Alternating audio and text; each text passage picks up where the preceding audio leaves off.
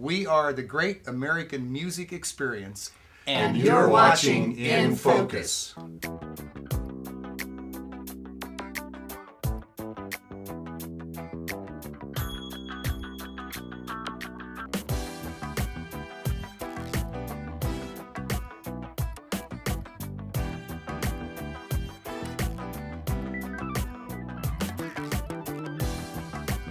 Welcome to In Focus with Eden Lane. The Great American Music Experience makes Broadway Swing on their newest CD. We dropped by the recording studio for a rehearsal session to learn how this project came together. Well, thanks for letting us come and sort of take over your rehearsal time. I really enjoyed your work when we got to meet you at the Vintage Theater Gala. And it was so much fun. Not only were you talented musicians, but you were really communicative about the work that you're doing. So let's start with how you even came together as a group. Ooh, good question. These guys have been working together for a long time. Any thought about how many years you guys have known each other and worked together? Decades. 20 anyway. Close to 20 years, yeah. And how did you form this particular arrangement with you as the vocalist? Well, probably because I wouldn't let them go, actually. I met Doug, walked in to a nightclub that he was performing at, actually with a different group. Gosh, this was in the 80s. And I thought, oh my word, what a pianist. And got to meet him, and then through him met Ron and Don, and we started doing some work together, ended up putting together a CD that took us to New Zealand in the early 2000s. Had great fun with that. Mm-hmm. And so we've worked on and off together, gosh, since then. So you do all sorts of concerts and recording, and you mostly focus on jazz, is that correct?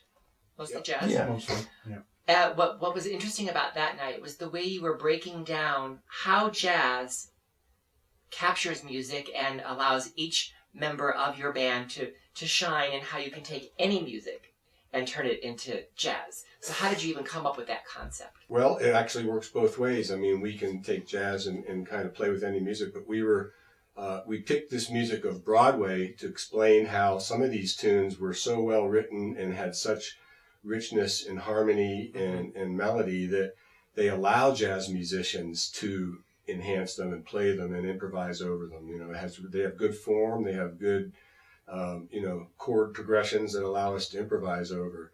So part of what we were explaining is how these tunes from this era of Broadway have become what we call jazz standards. That's because right. Musicians love them so much, and they stood the test of time to become standards. So they're very, very adaptable to the jazz idiom. It's fun that you call it standards too, because it's really part of the American songbook. Right. And you started with the Gershwins, Right. and that's one of the things that let you show how each member of the band works. So can we hear a little of that? You bet. And Jan, you and I will enjoy this one. Absolutely. 1, 2, 1.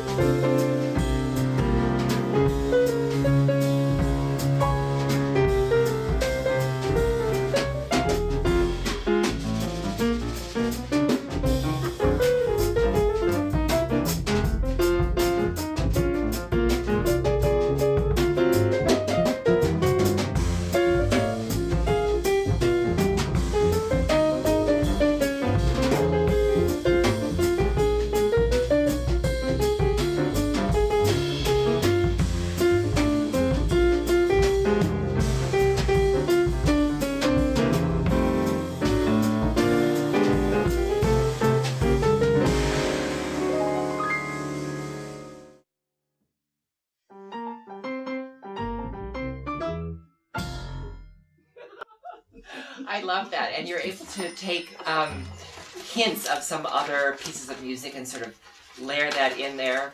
That's one of the most magical things about jazz. Sometimes we do that to a distraction. To whose distraction? Ron and I have a little thing, who can do it the most, who can insert at least little pieces of other tunes in there. One of the other things that you were able to do is feature another piece from the Gershwins that allowed you to come in. So I'd love to have a little glimpse of that if you don't mind. Oh, you bet. This is one of the most famous from Porgy and Bess, and what you're going to hear in this particular arrangement is 5 different tunes, little echoes of 5. There are 2 that are featured. But we put this together to kind of give people a full taste of how incredible that music was. And even though in performance we'll see a whole lot more of it, we're just going to give them a little taste of that tonight. And it's from Porgy and Bess. What are the 2 songs that are featured? Summertime and It Ain't Necessarily So, which is done as a jazz waltz, which I don't think it's ever been done quite like that before, so we hope you enjoy that. Kind of a lot of people do Summertime as a swing, so we took it back to the original lullaby. Yeah. But we did take a piece of, we steal from the best. Miles Davis had a famous album recording of Porgy and Bess, arranged by Gil Evans. But they did it in swing, but we took his Gil Evans arrangement and converted it back to the ballad lullaby. And they did Ain't Necessarily So as a ballad, and we're going to do it as a more up jazz waltz, kind of opposite.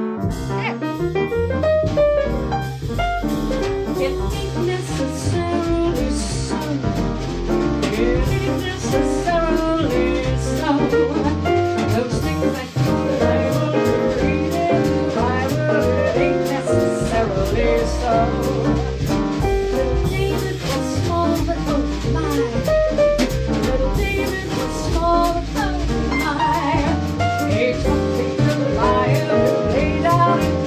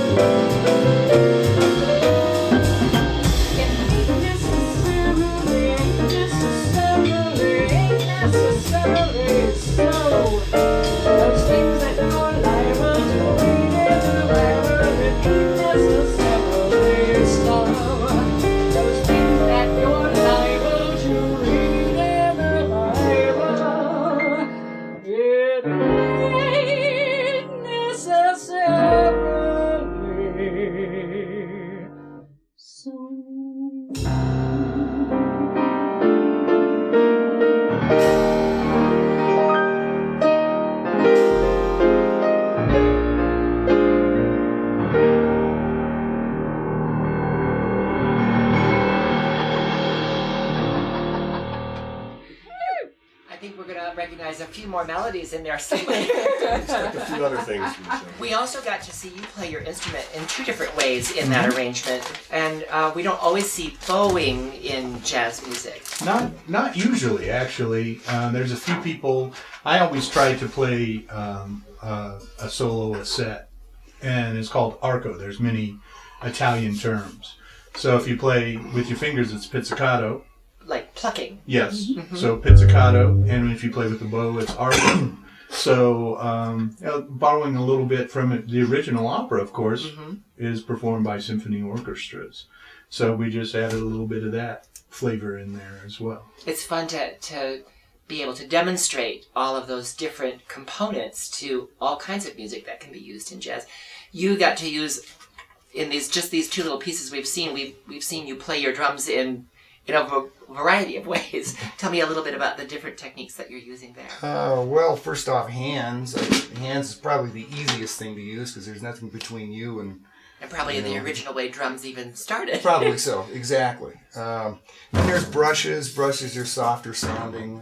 Sticks are a hard sound. We have You're even clipping the rim of your drum set with the back of your stick. Yeah, there's so many different tones. Unlike a piano, unfortunately, I don't have all those keys to play. But you can get different sounds by hitting the edge and dampening things. So there's a variety of things you can do with what you have. Mallets too. I use those. They get a nice. You can't hear the attack on it. You just get the roll from it. So yeah, that's my job. I just get to sit back here and bang on things.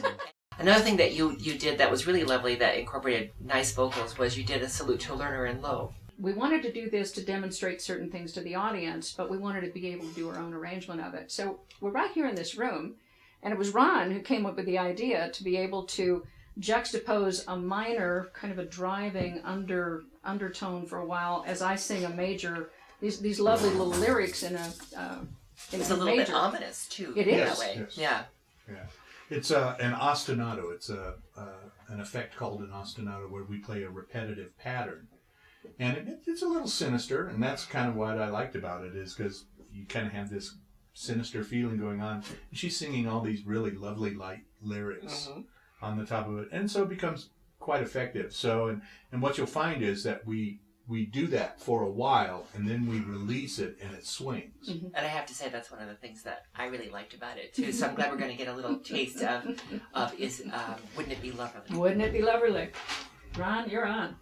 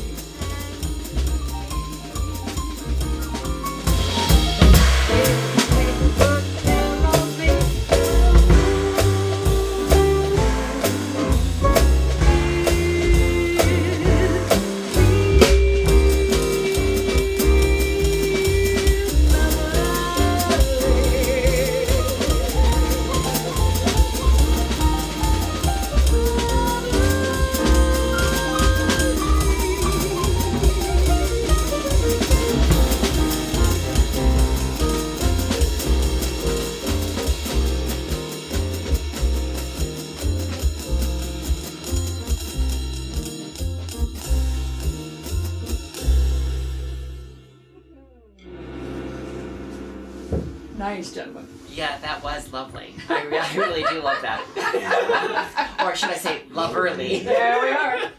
It's interesting how even that composition played with the word loverly in a sort of untraditional way. So you were able to take that song and turn it into that really swinging, ominous version. Untraditional. Yes. And another thing that we explore with that is something called quartal harmony. Mm-hmm. Chords are based by stacking thirds. And part of what gives it that sound is the use of the interval of a fourth that gives it a very different sound too, a real modern type of sound. So it's true of all kind of music, but in jazz, it has a direct correlation to math education, which is why I really wish there were more music programs and arts programs in our schools, because just what you've just explained really illustrates that beautifully. We were able to take another song that we really loved and really do something completely different than that. Can we hear a little of that? Yeah, this song is actually, our learning point on this song that we talked about was the feeling of the time signature of 3 beats to a measure, 3/4 we call it, a waltz or something. This tune is in 3/4. And I love playing in 3/4 because there's different ways to feel that. You can feel the whole measure as a one pulse. Right. It's a big, like a sine wave, 1, 2, 3, 1, 2, 3. Or you can divide it in 2 and feel the half of 3, and it's 1.5 beats, and you get 1, 2, 3, 1, 2, and 3, 1, 2, and 3. Mm-hmm. So we explore that. We play it as a 1 feel. Then we play the 3/4 and we divide it in half. Ron and I will play, the half of the measure each.